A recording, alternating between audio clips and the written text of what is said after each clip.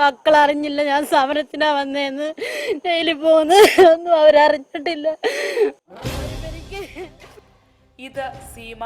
ഇവളുടെ കണ്ണുനീർ തൊഴിലാളി വർഗ സർക്കാരിൽ പ്രതീക്ഷയർപ്പിച്ച് നിരാശ പൂണ്ട ഒരു കുടുംബത്തിൻ്റെതാണ്. സീമ ഒറ്റയ്ക്കല്ല.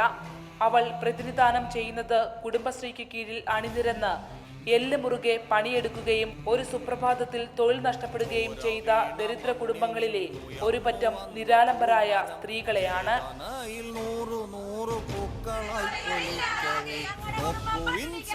ആലപ്പുഴ വണ്ടാനം മെഡിക്കൽ കോളേജിലെ താൽക്കാലിക സ്വീപ്പർമാരായ ഈ സ്ത്രീ തൊഴിലാളികൾ പിരിച്ചുവിടപ്പെട്ടതിനു ശേഷം കഴിഞ്ഞ ജൂലൈ 16 ആരംഭിച്ച സമരം രാപ്പകൽ സത്യാഗ്രഹം കടന്ന് ഇന്നലെ തെരുവിലേക്ക് നീങ്ങി.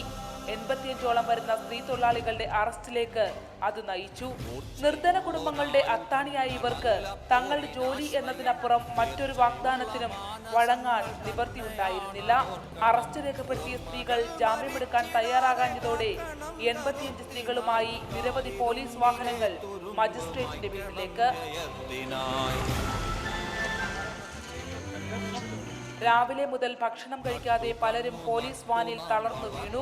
തൊഴിലാളിയുടെ സർക്കാർ അധികാരത്തിലേറിയ 100ാം ദിനത്തിൽ ഒരുപറ്റം തൊഴിലാളികൾ ജയിലറയ്ക്കുള്ളിൽ.